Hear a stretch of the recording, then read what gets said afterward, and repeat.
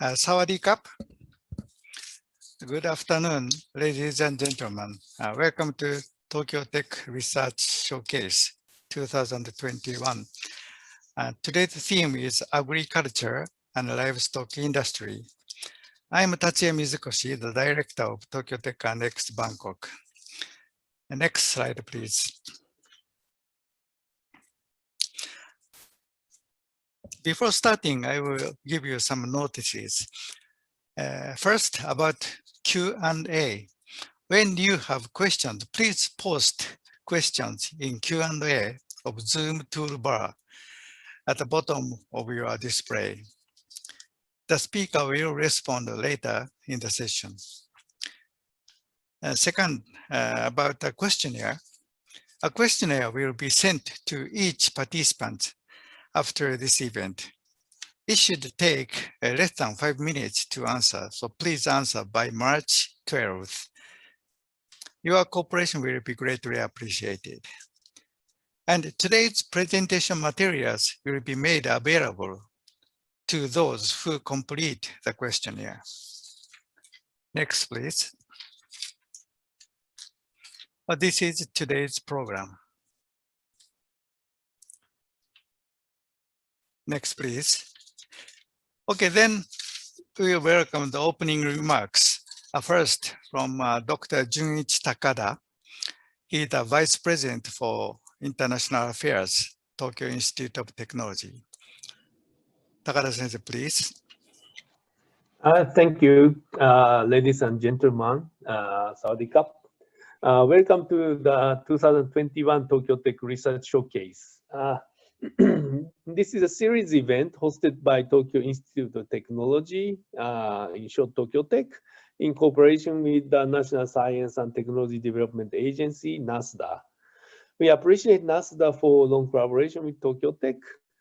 And unfortunately, under the pandemic of COVID-19, we decided to organize this event fully online again. Although we are separated physically, the penetration of the broadband connection makes our distances even closer than before. So I believe that this is a good opportunity to contact each other. So Tokyo Tech Research Showcase is organized by Tokyo Tech ANNEX Bangkok. The director is Mizukoshi-san, who already appeared. And this showcase is aiming at disseminating the cutting-edge technology at Tokyo Tech and NSTDA in the specific areas to seek for the further collaborations with the Thai researchers and engineers in both in the industry and in the academia. And this is the annual event started in 2019. So this is the third showcase. And the topic today was already explained by Ms. Koshi-san, that it is on the agriculture and livestock industry. So we know that Thailand has been prioritizing these fields toward Thailand 4.0. So I believe that this is a good opportunity for the interactions between the audience with the diversified field and Tokyo Tech and NSTDA researchers. So I wish that this is a good opportunity for the future collaboration. So please enjoy the presentation and discussion. Thank you.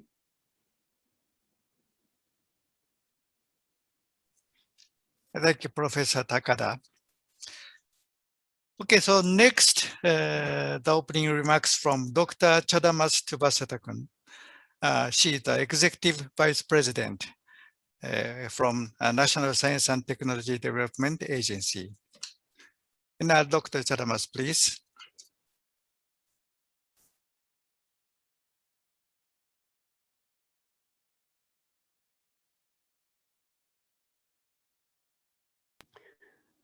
Microphone is muted. You are on mute. Sorry. Good afternoon, Professor Takada, distinguished speakers and participants. Welcome to the 2021 Tokyo Tech Research Showcase. It is a great honor for NSTDA to be a co-host of this event. NSTDA and Tokyo Tech has developed a close relationship through the Thai Tokyo Tech program, which is a platform for human resource development to produce world-class researchers and high-level engineers at master's degree level. Thai's Probiotic program has been operated for almost 15 years and has produced more than 400 graduates to work in industry, universities, and government agencies in Thailand. The program is a tripartite partnership between NSTDA, Tokyo Tech, and Thai universities, namely Sirinthorn International Institute of Technology, Kasetsart University, King Mongkut's Institute of Technology, Ladrabang, King Mongkut's University of Technology, Thonburi, and Mahidol University. In 2018, NSTDA and Tokyo Tech have extended our collaboration from mainly educational activities to research collaboration by using networks of Thai's Tokyo Tech to accelerate academia industry research collaboration in Thailand, which is implemented under the umbrella of the Tokyo Tech Annex. We aim to collaborate in research areas that respond to the industrial or societal needs of both countries. For Thailand, NSTDA realized that embracing research and innovation is critical to uplift the competitiveness of Thai industry and to grow our economy. And we see that Tokyo Tech Annex would serve as a platform to stimulate research collaboration, utilizing the strength of both Tokyo Tech as an academia and NSTDA as a research institute for the benefits of the companies or the industry at large. The Tokyo Tech and NSTDA Research Showcase is one of the activities which Tokyo Tech Annex and NSTDA organize. The purpose is to introduce the research or technology being performed or developed at both institutions or with their partners, those which have high potential to strengthen or enhance the capability of the industry. Today, the topic of the research showcase is agriculture and livestock industry. The year 2020 was a challenging year for the agriculture sector in most countries due to various reasons, most importantly, COVID-19 and climate change. Thailand is no exception. Thai agriculture sector employs around 1/3 of the total labor force, or approximately 12 to 13 million. However, it also generates the lowest value added per worker, with the slowest growth relative to other economic sectors. Among the headwinds which directly hit the agriculture sector, opportunities are available for those who can adapt their practices.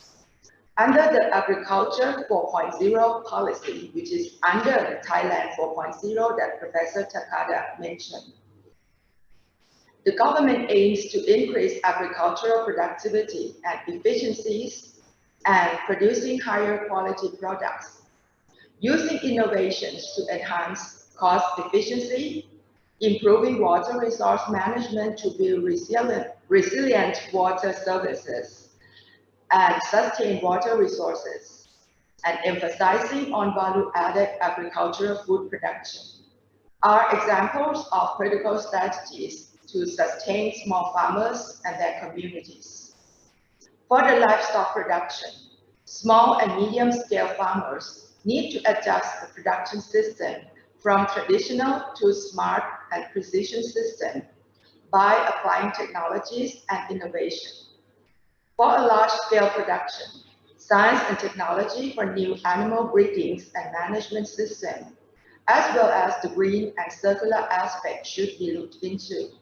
All in all, investment in research and development is required to stimulate innovation, which can improve sustainable productivity growth. I hope you will gain a lot of knowledge and see the opportunity from today's showcase and be able to apply whether for your own business or for your organization. And last but not least, I would like to thank our partners, our counterpart, a great counterpart, Tokyo Tech, for today's showcase. I wish everyone safe and healthy. Thank you. Thank you very much, Dr. Chadamas.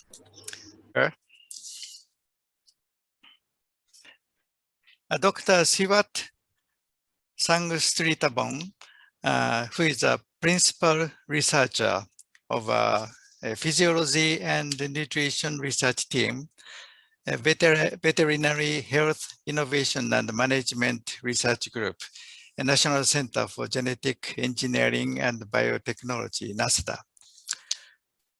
And today's title is Appropriate Technologies for Sustainable Improvement of the Production Efficiency in the Smallholder Dairy Farms. Okay, Dr. Siwat, please.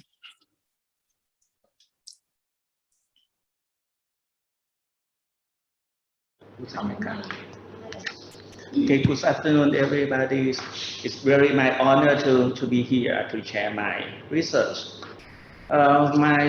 My talk will be totally different from the last one, and let me see. Okay.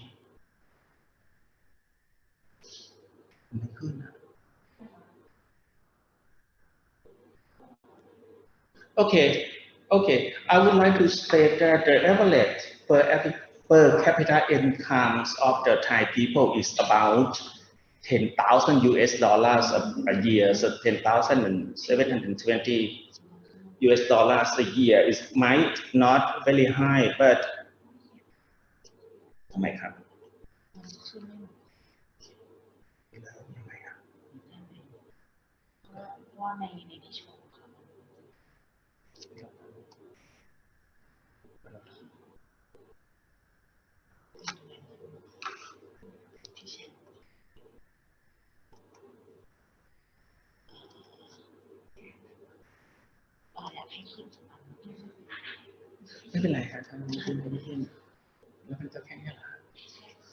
Okay.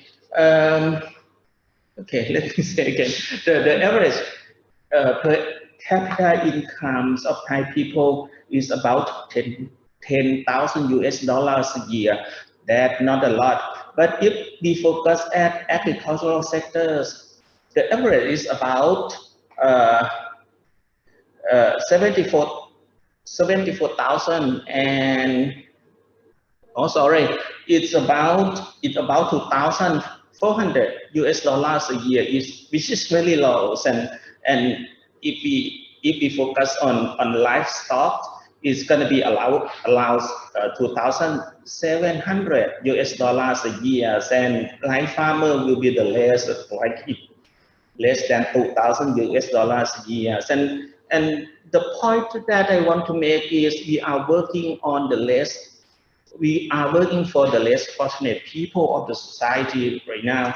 And the problem is our lab focus on dairy cattle production, and the Thai New Zealand FTA will completely enforce in 2022.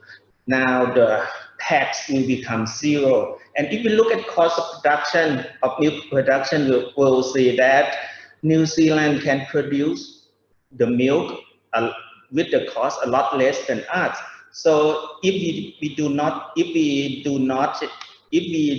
do anything, the Thai dairy farmer cannot be survived. Now the dairy farmer are one of the less fortunate and the most vulnerable group of people in Thailand because of their less incomes, and also the FTA with New Zealand is gonna come. Therefore, the improvements of production efficiency is very critical for the survival of dairy farmers in Thailand. And as you know that we work with less fortunate people, so the financial investment is limited. But simple and effective technology would be an appropriate approach to cooperate into the management to improve production efficiency. So today I would like to talking about the appropriate technology, not a high-tech technology or a deep tech technology, because a high-tech or deep-tech technology always comes with a high price and high investment too. Today we will talk about an easy and simple technology that might work well. In Thailand for the dairy farmer. Our lab actually have two teams, the team on animal physiology and biology. This team, they do overlies the research of ovulation synchronized and peak time artificial insemination, what extensively done. Actually, the subfertility in dairy cow is a common problem in dairy industry all over the world, particularly when we list them in the topic, where the animals are, so all of the animals that list in all of the dairy cow, particularly in Thailand, receive artificial insemination for genetic improvement. And actually, to do the AI or artificial insemination, efficiency and accuracy of heat detection is necessary to impregnate the animal by AI or artificial insemination by artificial insemination. For this protocol, we just control ovulation, so we know exactly the ovulation time and inseminate the animal at the time of ovulation. So when we do this protocol, the heat detection is not required anymore. And actually, this project we have done for more than 15 years, and I'm sure that more than 20,000 cows are inseminated with these protocols, and now the protocol is widely used both for beef and dairy cows in Thailand. The second one,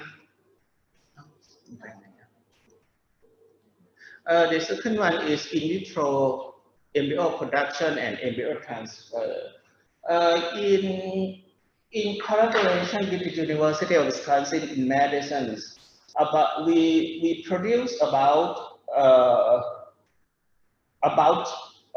1,206 dairy embryos, IVP, produce it in vitro productions and vitrify them and bring them back to Thailand and transfer to the local cows. With this approach, we really hope that we can expand the numbers of the dairy cows in Thailand really fast, because we don't need a recipient to be a dairy cow. Any cow can be a recipient. And all the embryo are sexed to be a female. However, we just found that the cost of production of the embryos, it is quite expensive, and we didn't see that the cows that come from embryo transfer outperform the animal from that come from AI. So we just quit it for a while. Just last week, an entrepreneur and company, one other company in Thailand just come to us and want us to produce in vitro production of the embryo, but in beef. In Thailand, right now, they need quite a lot of premium beef, because there are lots of Japanese live in Thailand, and they eat a premium meat. They eat a premium beef. So the markets of the premium beef is open, and people really want to produce it, and now it's not enough for the market. So we might return to do the embryo production again, but it's gonna be beef, not dairy.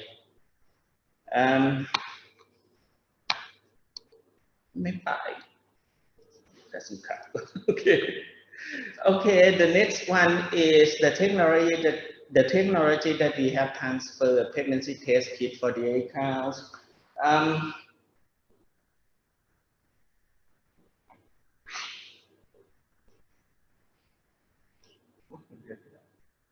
Sorry.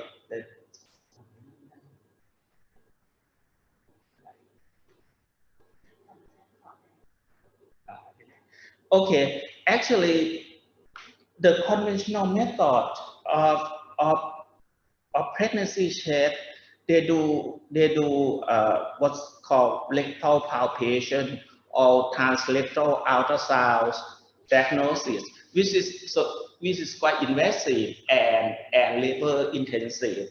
So we just sorry.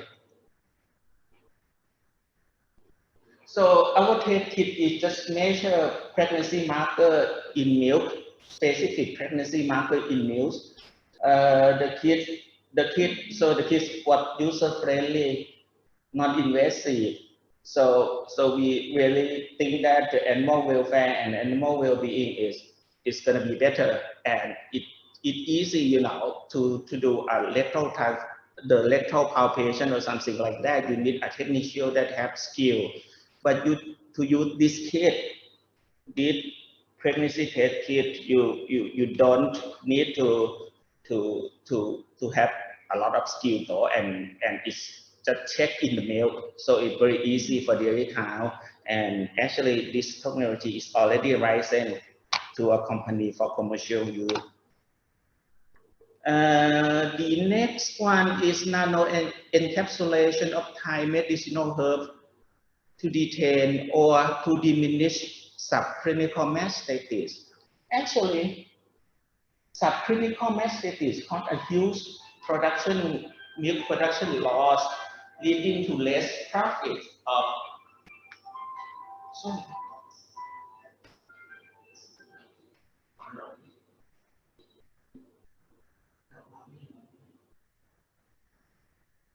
I'm sorry. Subclinical mastitis cause a huge milk production loss, leading to less profit or even sometimes the loss, financial loss for the dairy farmer. The previous study in Thailand indicate that about 70%, I mean 70% of the cows in the milking herd diagnosed with subclinical mastitis. That is a huge loss. So the problem leads to both milk production loss and also the quality of milk is bad too. So the Thai medicinal herb, which that we already know that have anti-inflammatory and antibacterial activity, were encapsulated, nano-encapsulated, and forming as a cream for massaging the udder and deliver the bioactive substance into the udder of the cow for the anti-inflammatory and also antibacterial and make the cow return to the normal and healthy cows, not a subclinical mastitis anymore. Actually, we have tests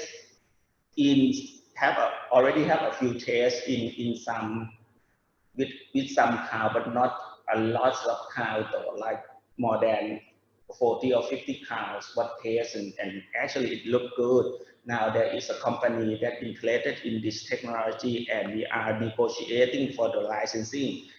Actually, we need more field trial for us to be very sure about the effectiveness of this cream. But for sure that we will have someone to license it for the commercial. The last thing is embryo sexing kit. Because of when we produce embryo, particular IVP, in vitro production of embryo, we can use sex semen also. But sex semen have problem that the embryo is not that healthy, and the rate of successful when we do embryo transfer is less than just the embryo produced from normal semen. So the thing is, we try to develop the embryo sexing kit to sex the embryo first, use only the female embryo for dairy cows, and and males embryo for beef cows. Oh, sorry, for beef cattle. So this is the other kit that we have in the lab. The kit is actually what tastes in a very big company in Brazil, but still the negotiation of transfer the technology is going on. Next gonna be the dairy cattle nutrition. As I said that in our team we have two teams: animal physiology and immunology and dairy cattle nutrition. The first thing that we have done, like many years ago, is starter culture for silage production. In the tropic, particularly in Thailand, native grass is given a very high yield per areas of cultivation.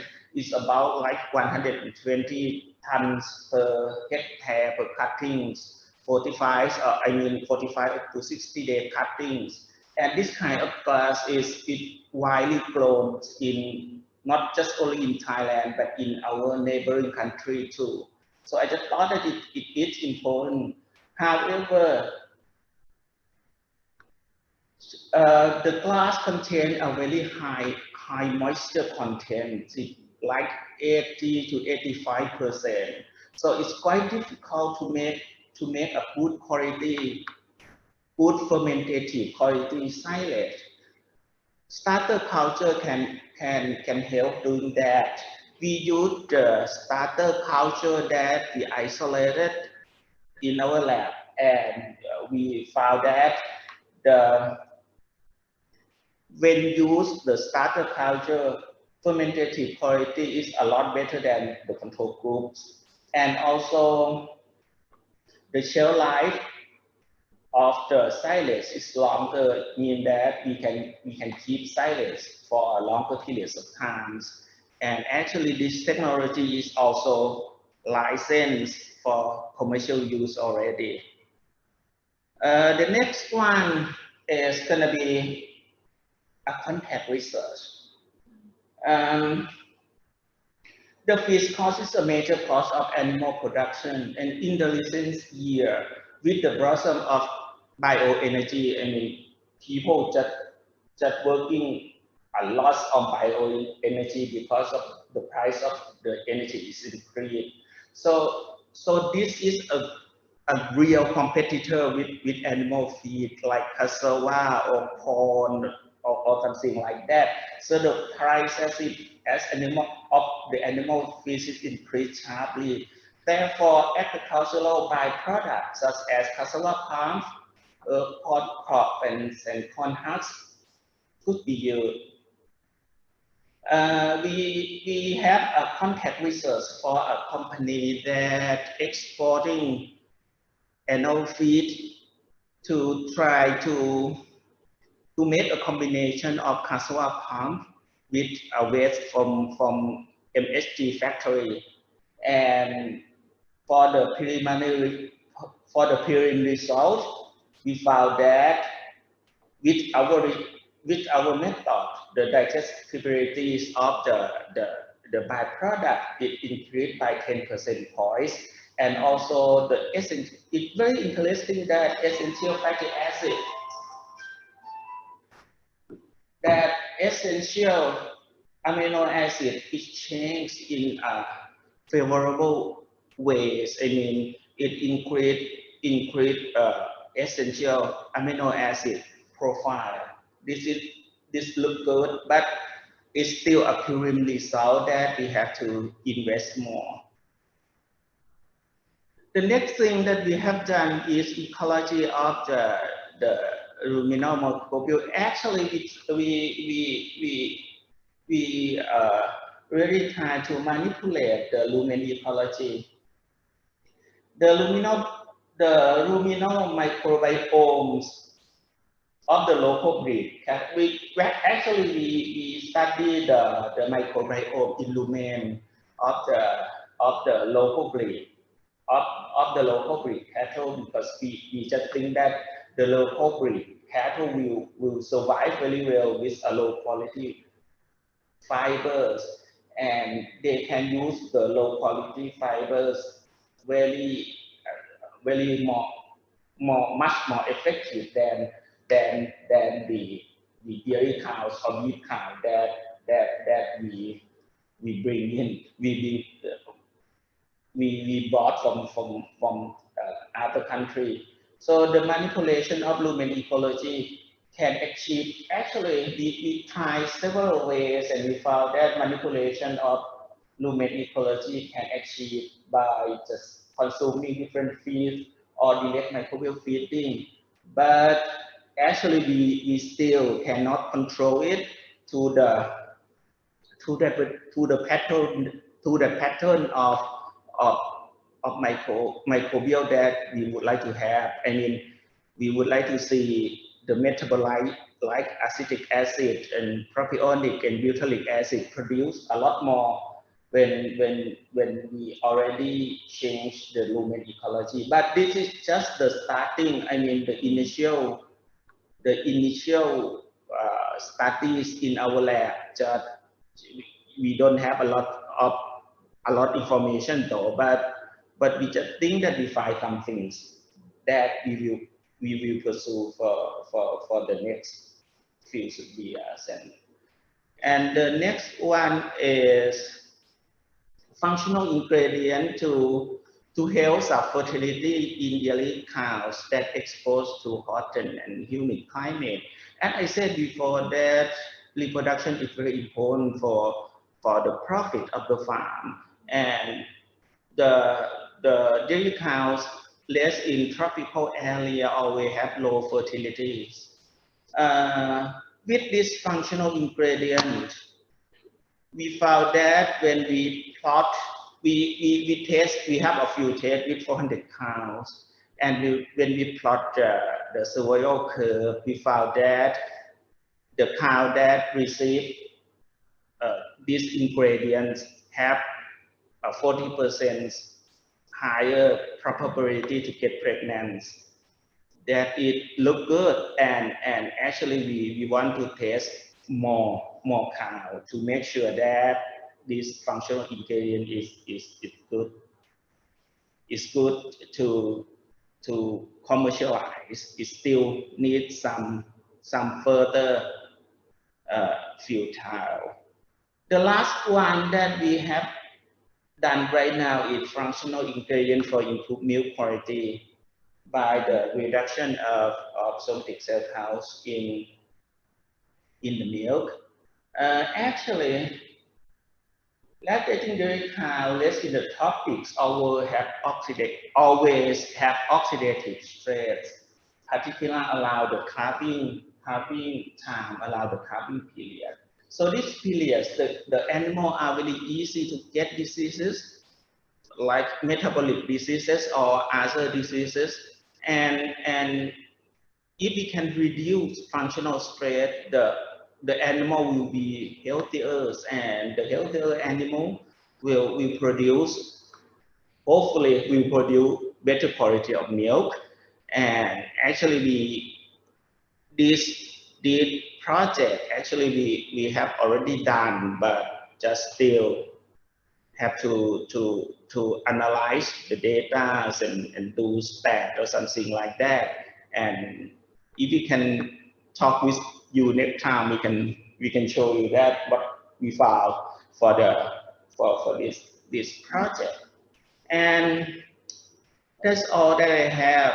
You can see that my research or my study is really different from yours, because as I said, we need something that's simple but effective to help the dairy farmer to survive and can compete with New Zealanders or something like that.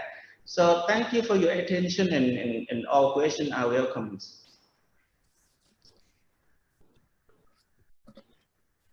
Thank you very much, Dr. Siwat. So any questions from audience at the moment? Yes, one question.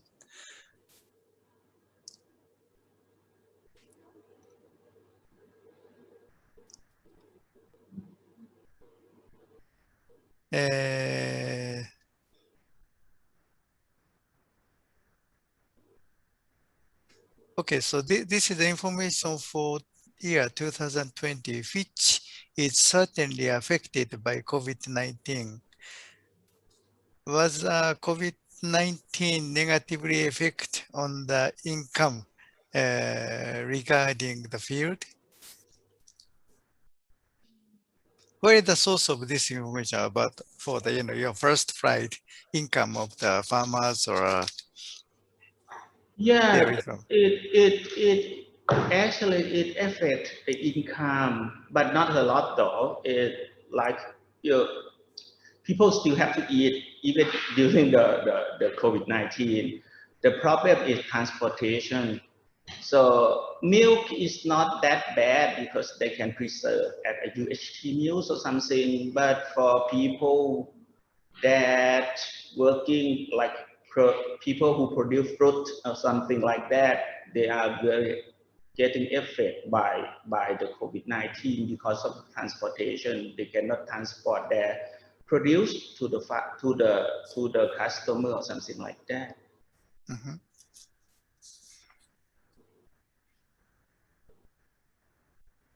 Okay, any other questions?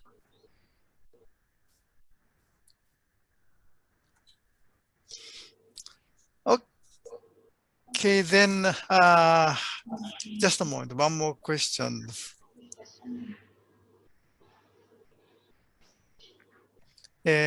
Professor Takada Sensei, Yes, okay. thank you very much for the interesting presentation. I have one quick question. So I am very interested in the appropriate technology and what appropriateness you mainly focus on your technologies that developed in biotech in your group. Okay. When we said appropriate, we actually work with a small dairy farm holders, and you know that they don't have lots of money to invest for the technology. So the technology is might be not very expensive, might be affordable. First of all, and actually it needs to be effective for sure. And, and actually, the one point is the technology have to be cooperate well with their management. A very good technology that difficult to use or cannot cooperate to their management is it's easy to be rejected. You know that people that want to change their habit or something like that. You need to work around their routine work that try to bring the technology in their routine work real well or something like that. To do this, you have to work with them closely, not just staying in the lab, you know. Yeah, I see. Yeah, thank you very much. Because you just listed the technology, and this kind of important point could be also included in your presentation. And because I just wonder what appropriateness is the major issue in your context. But thank you very much. I fully understand. Okay, and one more question from Dr. Ohashi. Okay, Dr. Siwat, thank you very much for your interesting talk. It was really impressed. And then I would like to ask you a very specific question about the pregnancy test used in the Thailand. So how many farmers in Thailand currently use such kind of pregnancy test for dairy cows rather than, like tests by experts or the doctors, animal doctors? Last year, actually, we saw only about 2,000, oh no, nearly 20,000 kids already. And we just licensed to the company, After licensing, we hope that more kids gonna be used. That So, we really hope. So now it's gonna be gradually increasing. Hopefully. Okay. Hopefully. Yeah. Thank you very much.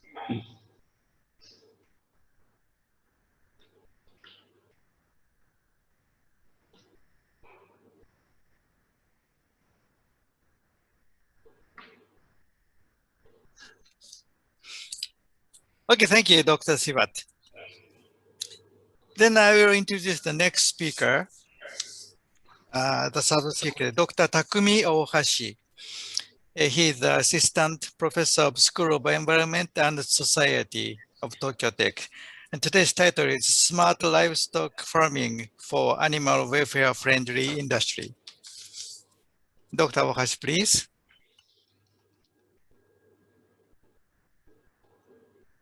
Okay, so thank you for your introduction. Can you hear me? Yes. I hope you can hear me. Okay, great.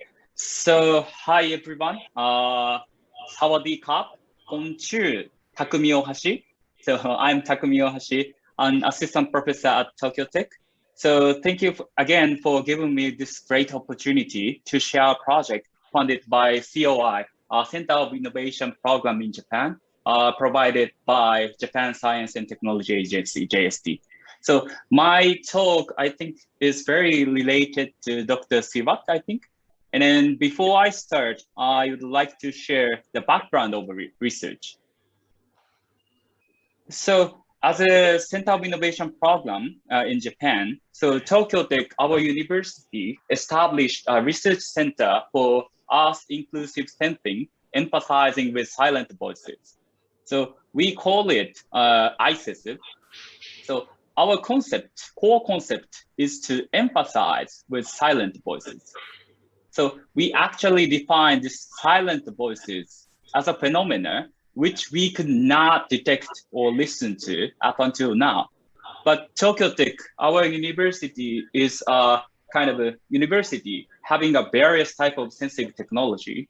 Okay, so by using this type of technology, we try to listen to silent voices and put all data into AI in order to interpret and make a good feedback, not to the machine, but to the humans in order to change their behaviors so as to make good loop for the society. So this is a concept of our research center, ICESIV, and currently we try to listen to various silent voices, including nature, animal, and communication, and so on. And then among them, I am a member of Animal Silent Voice Group, which firstly aims to hear the cows' silent voices. So today I'm gonna introduce our Animal Silent Voice project entitled Smart Livestock Farming for Animal Welfare Friendly Industry.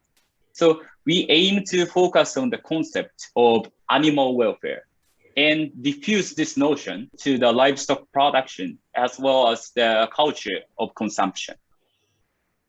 So first of all, I would like to ask you that what kind of livestock products do you want to have?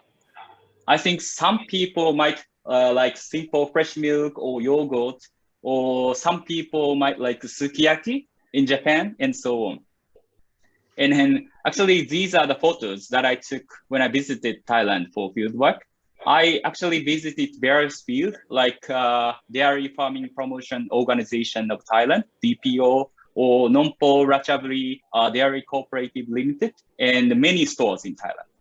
And then at that time, I tasted a lot of, like dairy products as well. And then actually, what I like the most is to eat ice cream in the hottest season in Thailand. So I recommend all Japanese people to taste dairy products when you visit Thailand. So anyway, I'd like to talk about the main topic of our research. So on the other hand, do you know these numbers? So these numbers are representing one situation in the Japanese livestock industry. Okay, 90% and about 40%. Okay, so these are the percentage of disease incidents in dairy or beef cattle that have been sick more than once in their lifetime. So of course, these diseases range from mild to severe, and I think most of them are not severe. So for example, mastitis, as Dr. Siwat said, so in dairy cow, so which is commonly happened, I think. And however, we can say that many of the meat or the dairy products you eat may have come from animals that have had some sort of disease. So I know this is my talk is a kind of agitation, but the problem with cattle in Japan is that they are mainly tied up and raised in a hyper-intensive manner. And this has led to problems with various diseases and abnormal behaviors in Japan. So after listening this fact, so what kind of growing background do you prefer for consuming livestock products? Does your mind change a little bit? You know, like before and after listening to this fact? So now let's look at the global trend in the demand for the livestock product. So when we see the global trend, it is predicted that the demand for livestock products will increase significantly due to the global population growth and urbanization. So, however, it is not a matter of increasing the number of livestock animals. So there are ethical aspects, as I mentioned, and also environmental aspects that we should take into account. Okay, so for example, when comparing plant-based agriculture and animal-based agriculture, it is said that the amount of water consumed is 100 times greater, and the area of the land used is 7 times greater, and the amount of fossil fuel used is 10 times greater than the plant-based agriculture for the same amount of protein. Okay, so when I talk about this, I think everyone might think like, why don't we just stop using real meat like this and shift to the plant-based alternatives or cultured-based, cultured meat? But I would say that I think it would be difficult to suddenly stop all livestock production and guarantee the amount of food for people around the world in the short or mid-term perspectives. Therefore, our team aims to spread a certain method of livestock farming that is environmentally friendly and economically and ethically sound at the same time. So we consider 2 pillars to realize our goal. One is to incorporate grazing-based approach to improve efficiency. And 2 is to incorporate production system that takes animal welfare into consideration. So the grazing, so grazing simply means releasing cattle into the field, and which requires less manpower and lowers the cost. And in addition, the manure, poops from the cows become fertilizer for the grass, and such kind of resources are effectively recycled. So in addition to this kind of grazing, we incorporate the consideration for animal welfare. So this is an example of how you can incorporate animal welfare into livestock practice. So this yellow brush, this one, is called a cow brush. And when the cow touches this yellow brush, they spin around, and it seems to be, very comfortable for cows. Actually, I like these cows' face. And then now I would like to briefly explain what the animal welfare is. So according to the definition of OIE, OIE is World Organization for Animal Health. Okay. So according to the OIE, animal welfare is the physical and mental state of an animal in relation to the condition in which it lives and dies. So in simple terms, it refers to the condition of livestock animals. So for example, a high level of animal welfare means that the animals are precisely managed in order to meet the 5 freedoms in the table below.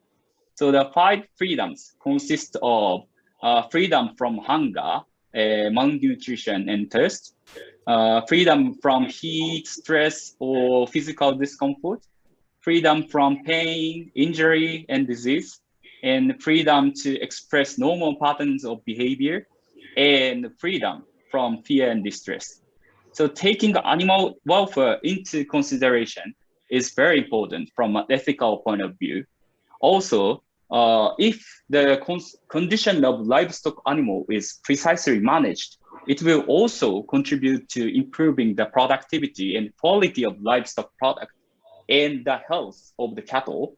And ultimately, it leads to the health of our food.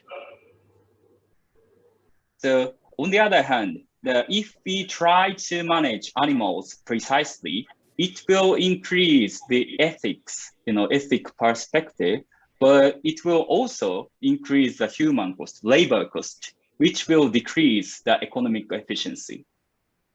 So we try to design this kind of system. So we attach acceleration sensor to cows and use HAI to determine their conditions or behaviors, and then send the data to the cloud. Then the farmers can refer to this kind of information and easily improve their farming method based on the acquired data. So this is a kind of schematic image of our system that we would like to develop. So by making full use of IoT or HAI devices like this, so we aim to create livestock farming that is both economically and ethically sound. So here is a current system prototype we are now developing. So our project leader, Professor Hiroyuki Ito at Tokyo Tech, and sub-leader, Professor Kenichi Takeda at Shinshu University, mainly developed this kind of prototype. And then our prototype is called PETA. Okay, so the PETA is attached to the cow's neck, and it can detect cow's behavior, such as eating the grasses, or walking, or lying, or ruminating, or resting. Okay, and it will ultimately, detect the stress or diseases and animal welfare levels in the future. We are now developing the algorithm or systems to detect those kind of indicators. And in this context, my mission in this project is twofold. One is to use this prototype to design a user interface or user experience, UI or UX, that is easy for farmers to use and meet their requirements. So another mission is to create a consumer culture where people are willing to buy animal welfare friendly products, even if they are more expensive than the conventional livestock product. So in terms of research, we actually seek ways to improve purchase intentions and willingness to pay for animal welfare product. So as for the first mission for the farmer's side, unfortunately, I cannot disclose the content of our system today. So I briefly explain our core concept to develop user interface or the user experience for the farmers. The image shows the human-centered design approach defined by ISO, International Organization for the Standardization. And a human-centered design is a multidisciplinary approach that places user and their experience of the product, system of services at the center of the design processes. So it allows user to contribute to every design stage. So we never develop product only by our R&D team, but we develop our system by involving various stakeholders from the early stage of the design process. So to this end, we go to the actual field of the farmers and conduct lots of interviews on the observation to know their requirements and find a possible solution and test them. So by rotating or repeating this cycle multiple times, we try to design solutions that ultimately meets their requirements. So today I couldn't share this content, but please stay tuned with our future update.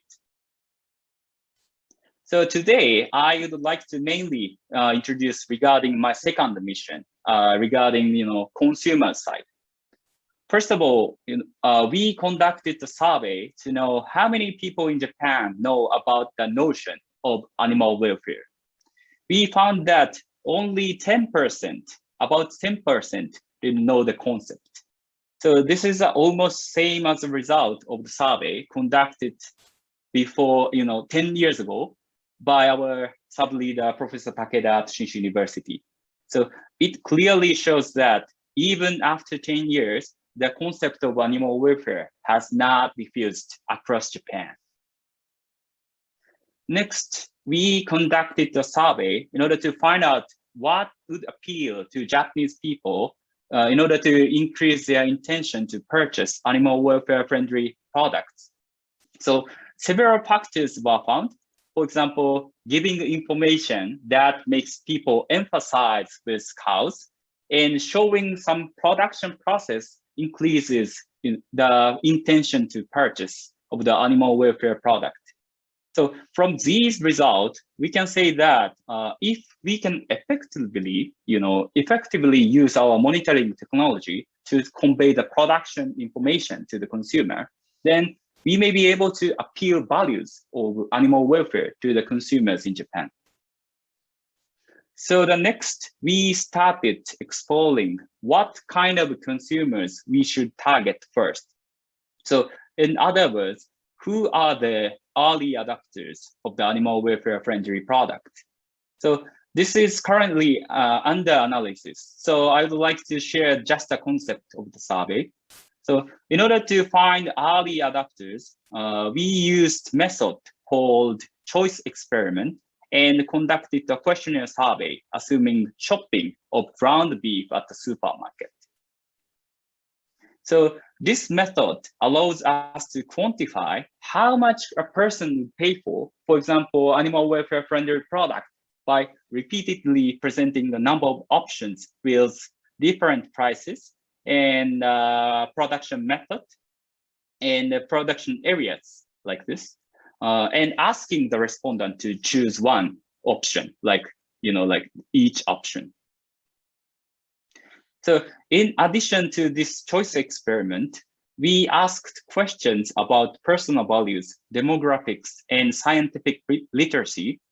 And this will divide the samples, our respondents, into a number of groups like this.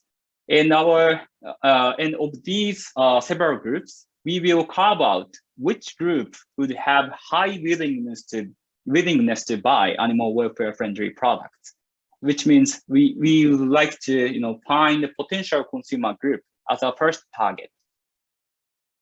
So this will allow us to identify potential early adopters and design a way to motivate them to buy animal welfare product. So in this case, actually, for your imagination, I just drew like Mikan. Mikan is a cow's name. I named it. And Mikan looks very happy and healthy on the smartphone as a way to motivate their purchase intention. But I think in the reality, we are going to create prototype such a way and test it to the actual consumer to see what kind of information we need to present and how we should present it to the consumers. So by repeating this process, we hope eventually contribute to diffusion of animal welfare products in Japan. So today, I mainly talk about what we've done so far in Japan, but we are actually thinking to start research collaboration in Thailand with Chulalongkorn University and Kasetsart University to deal with issues in Thailand livestock industry as well. So we've already started some field work and a preliminary survey in Thailand. So please stay tuned with our project. Okay, so in conclusion, our research aims to realize smart farming system for environmental friendly and ethically and economically sound livestock industry. To achieve this, we are promoting the project in a transdisciplinary manner, so collaborating not only with researchers, but also with the people from various companies, industry, and farmers in the field. So that's all for my presentation. So please check our website for any updates. So thank you very much for your kind attention. Ohashi, thank you very much for your interesting talk. So any questions from audience?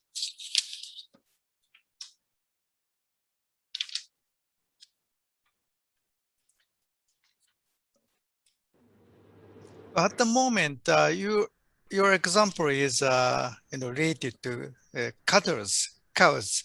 Do you have a plan to adapt this technology to any other animals like pigs or chickens? Yes, thank you very much for your question. I think like our project firstly tried to proof of concept of our technology.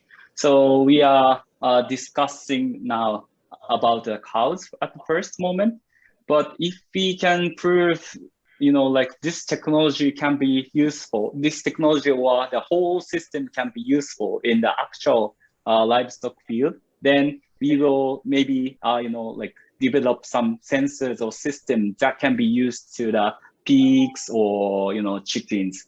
But the chicken or, number of the animals is really different, compared to the cows or chicken. Like the order of the number is really quite different. So, the concept may be the same with each livestock industry, the cow or the chicken, but maybe some technology, detailed technology can be quite different in the either field. Mm-hmm. Do I answer you? Yes, thank you very much.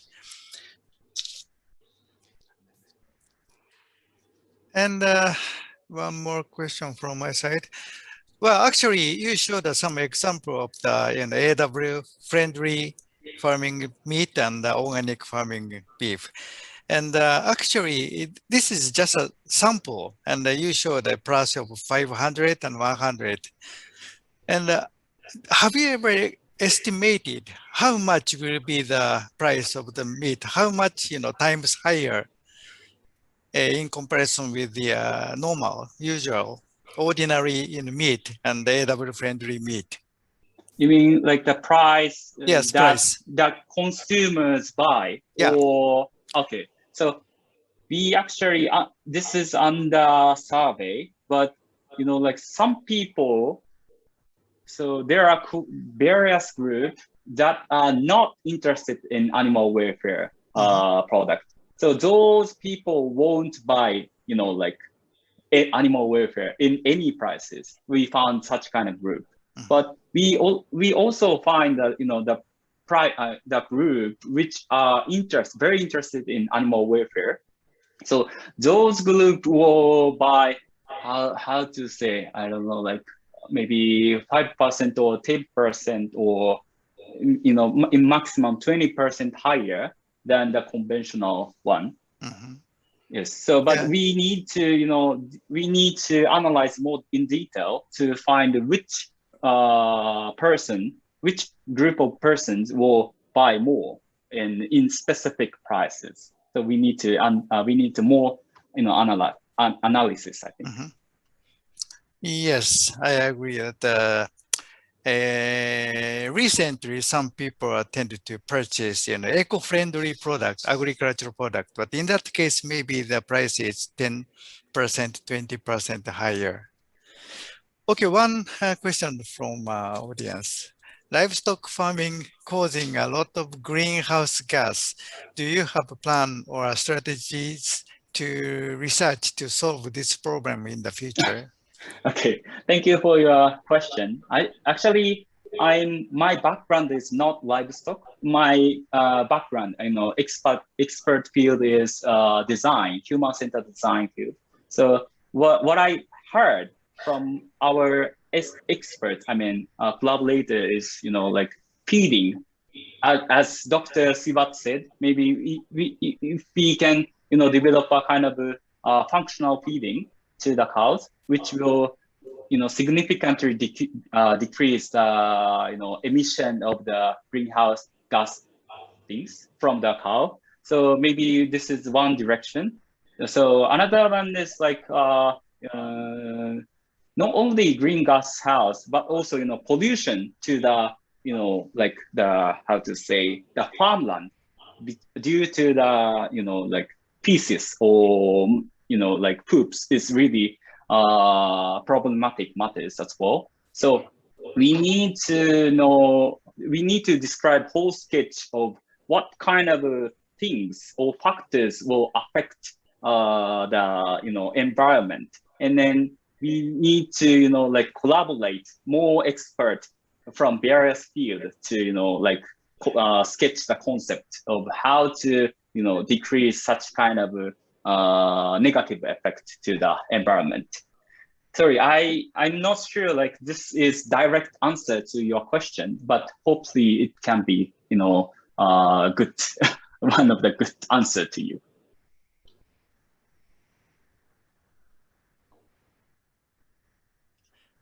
Thank you very much, Dr. Ohashi. Okay, so let Thank you very much. me to the next speaker. The next speaker is Dr. Naoyuki Yamamoto. He is a professor of School of Life Science and Technology, Tokyo Tech. And today's title is Probiotic Bacteria for Health. Okay, Yamamoto-sensei, please.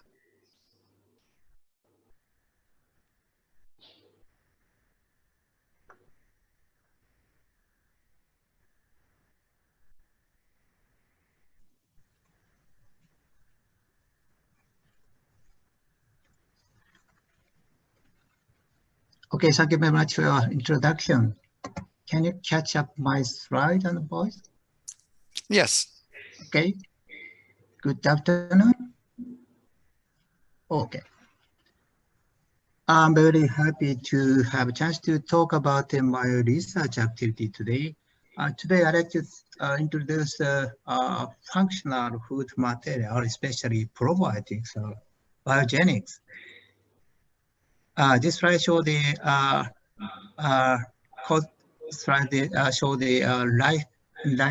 lifetime. As you know, the Japanese people have the very long life, but 44% of the people will die by the cancer, and the 42% will be by the cardiovascular disease. But to control the cancer rate is very difficult, but partly we can manage the our life by the cardiovascular disease. Okay, so the cardiovascular disease is closely linked to the lifestyle disease, such as hypertension, diabetes, and the hyperlipidemia. And partly functional food is very good to control the lifestyle disease. This slide shows the changes of the market size of the functional food in Japan. The system was started from 1991, but we can say that this is a food for specified health use. This is a functional food regulation in Japan. But figures start from the 1997. It was picked at the 2007. This may be due to the long time for the approval and much money to have the approval. So the many companies hesitating to go to have the approval. But the new system was introduced 2015. So this new system is a little bit flexible in the health claim. So the many companies try to have the approval. Okay. So the half of the product is made by the lactic acid bacteria to control the GI tract disorder.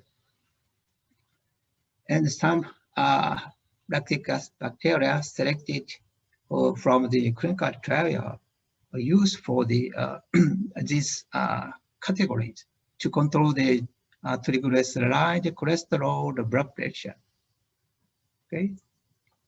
So I will show you some of the example from the probiotics. Probiotics is live bacteria and act on their health. Okay, the first one is immune system, and the next one is bacteriocin-producing bacteria. This slide shows our gut.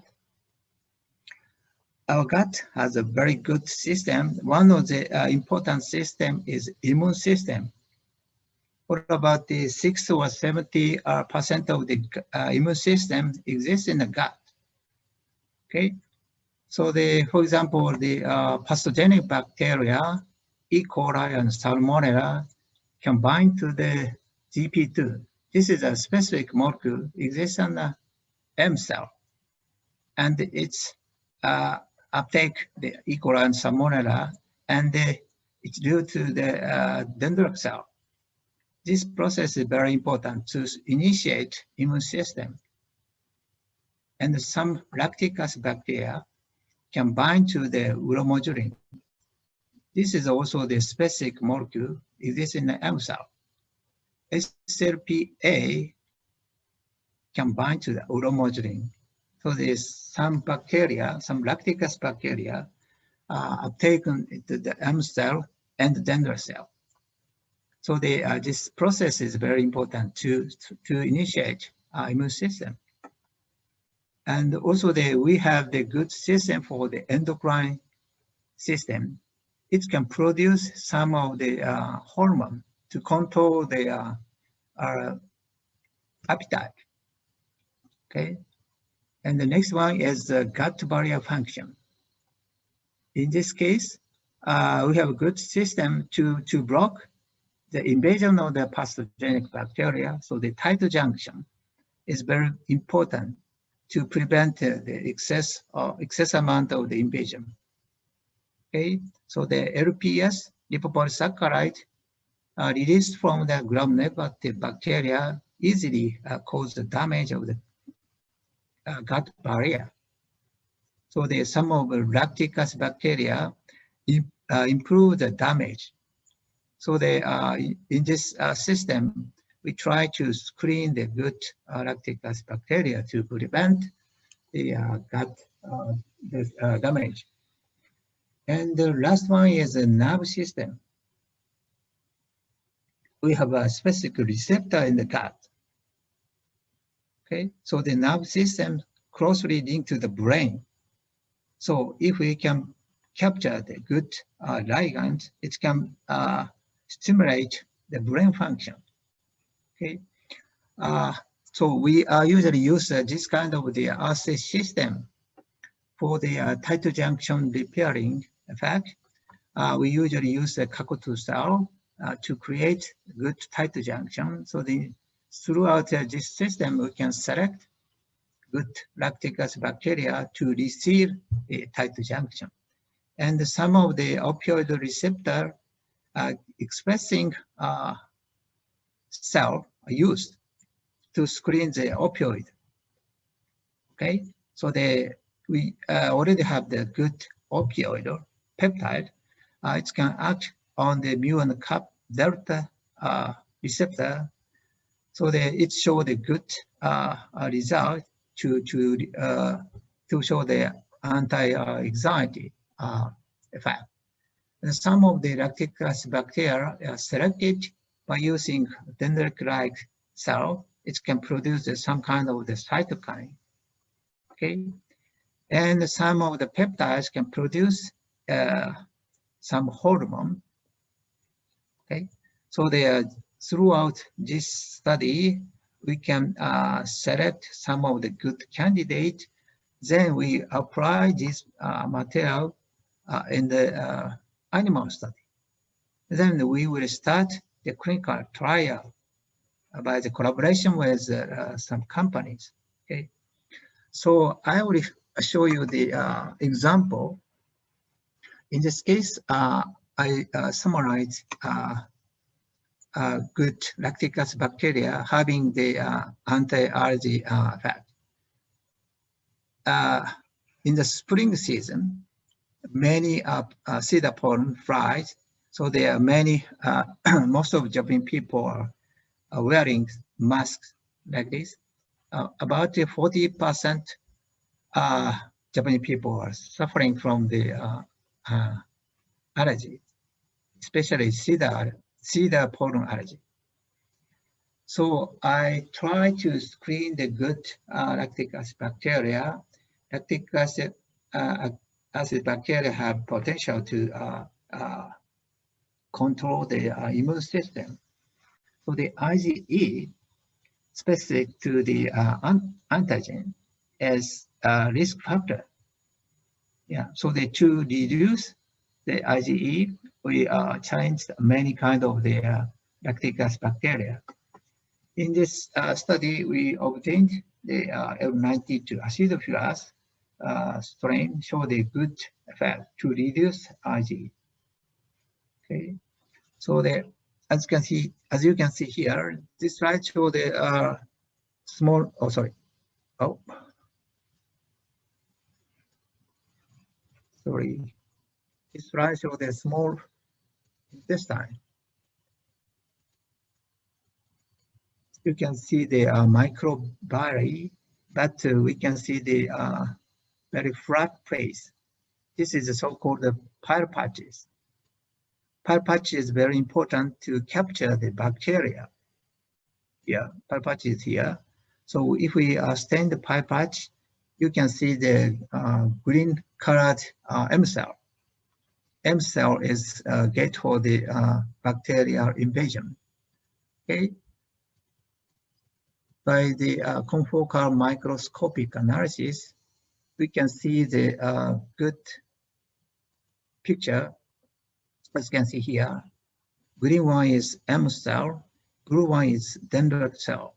So the lactic acid bacteria captured by the M cell and invade into the dendritic cell. Okay, so this process is very important to initiate immune function. So if we remove the SLPA from the lactic acid bacteria and also the knockout uromodulin, so the no response was observed. So this binding is very important.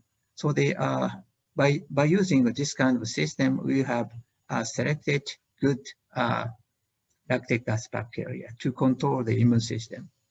In this case, we show the anti-allergy effect by using a patient with atopic dermatitis.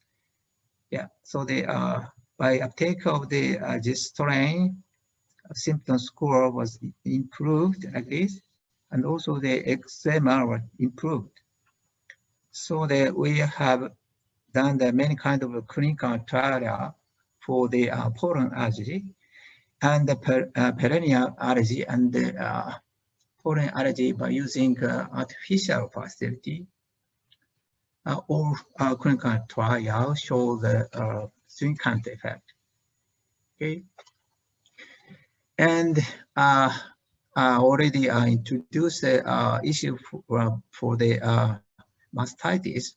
In Japan, about 10% of the cows are infected with many pathogenic bacteria. So the pathogenic bacteria cause the mastitis like this. So we try to analyze microflora for the healthy cow and the mastitis cow. Results show the existence of the many lactic acid bacteria in the healthy cow, and also the many pathogenic bacteria in the mastitis cow. So we consider the existence of the good lactic acid bacteria in the healthy cow and prevent the infection of the pathogenic bacteria. So as you can see here, a healthy cow has limited number of the bacteria, but mastitis cow have many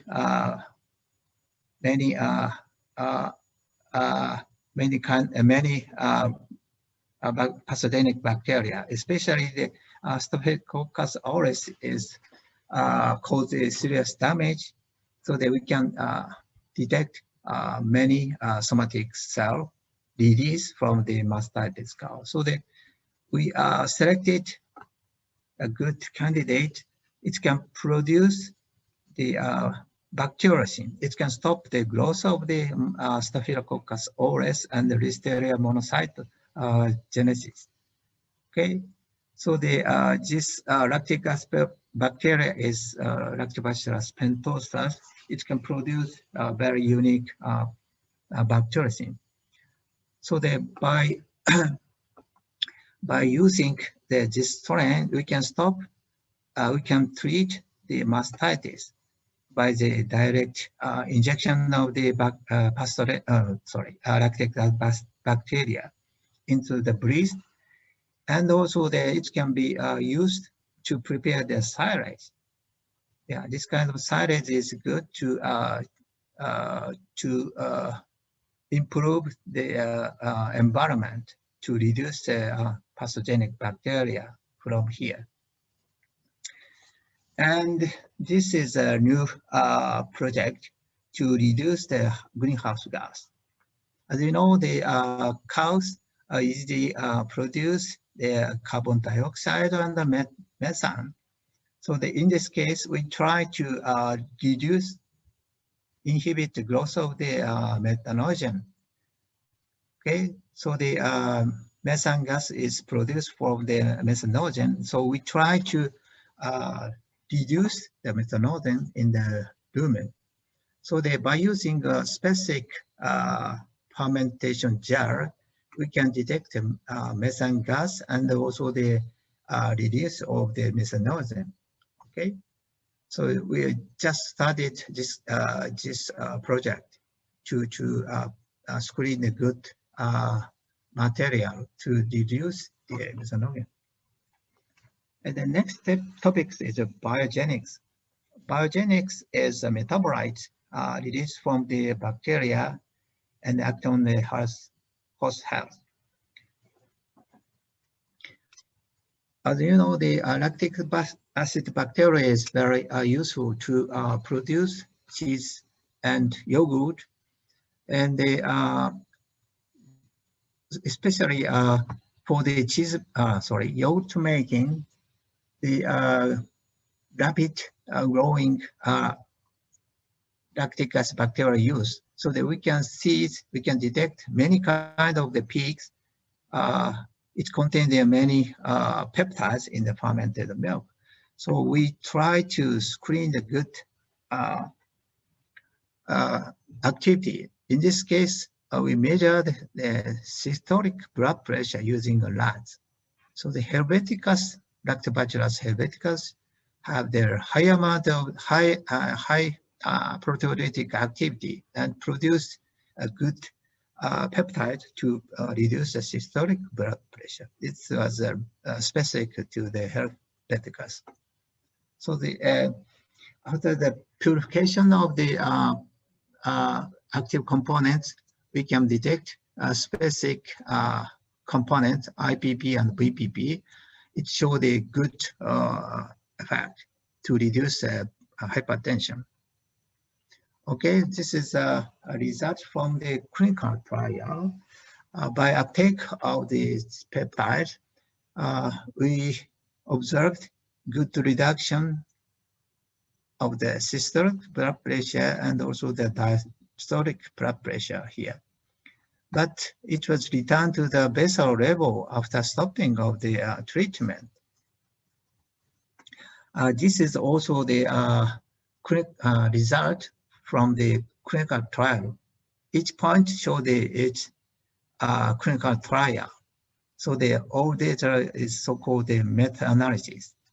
So the all data, all results show the good effect. So this is a result for the hypertension, and this is a result from the prehypertension. So by uptake of this peptide, we can expect the drop of the 8.3 mmHg of the systolic blood pressure. This slide showed a very unique result. And the UK, to reduce the risk of the cardiovascular disease, UK government tried to add a salt content in the food product. So the consumer tried to see the content of the salt, so it reduced the consumption of their food.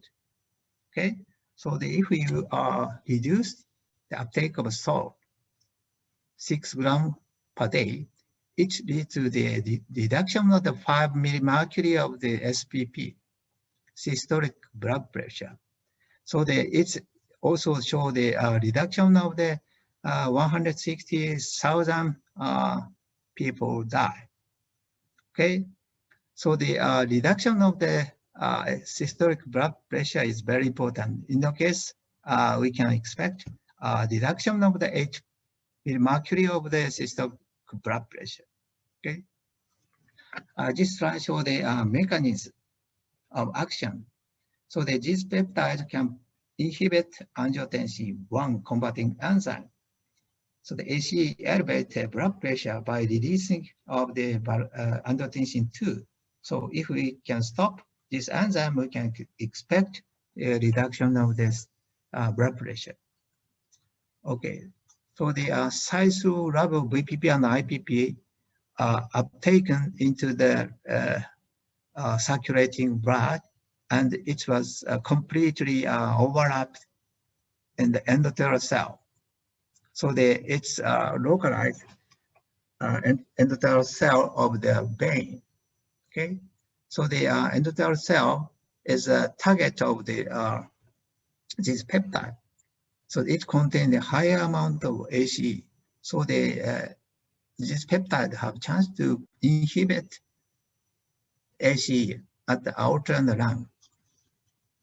Okay, this is my last slide. So I introduced a potential of the probiotics.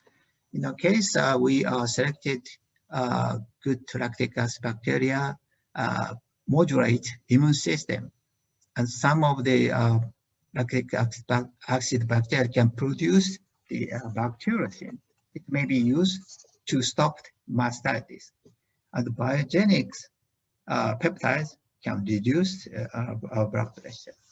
Okay, that's all. Thank you for your attention. Thank you very much, Professor Yamamoto. Okay, then I welcome the questions from audience.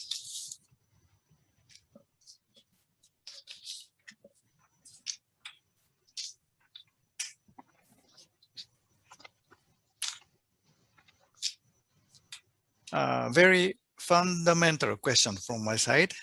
Yes.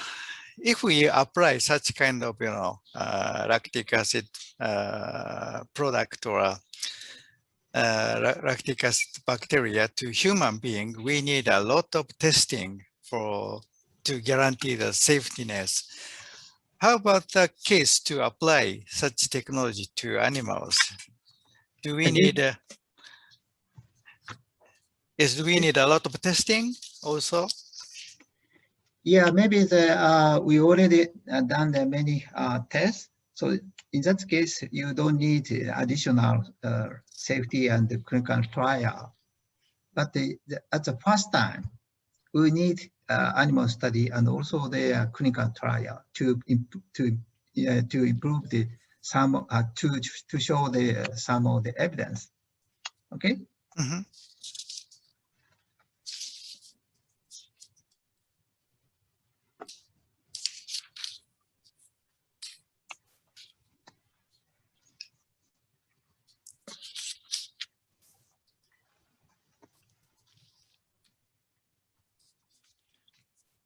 And this technology to reduce the blood pressure, is it, yes, sold as a product? Is that Amir of Carpis? Yeah, it's was already launched in Japan and China, partly Europe and the US. The brand name is different depending on the country. Sure. Yes, once I already tried this product and showed a very good Yeah, result. yeah.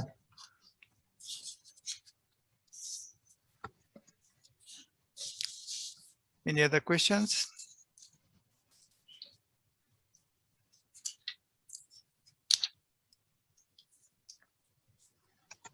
Seems not to be any question. Okay, then thank you very much, Professor Yamamoto. Very interesting talk today. Thank you very much. Thank you. Thank you very much. Okay, it is time to close today's event. And thank you for joining us today. And we will email the link to the questionnaire very soon after this event. So please answer it and you will get the password to today's materials. And I think some of you might enter this webinar from our virtual Tokyo Tech. And this virtual Tokyo Tech site will be open by March 19th. So please try this virtual Tokyo Tech and give some impression in the questionnaire. And Tokyo Tech Research Showcase is an annual event, and we are planning the next showcase for 2022. And if you have any questions or if you wish to collaborate with us, please feel free to contact Tokyo Tech ANNEX Bangkok. And yeah, thank you again for all the speakers. Could you show up again, all the speakers? Yes. Thank you again for the speakers today. And I will see you soon again. Goodbye. Open cup.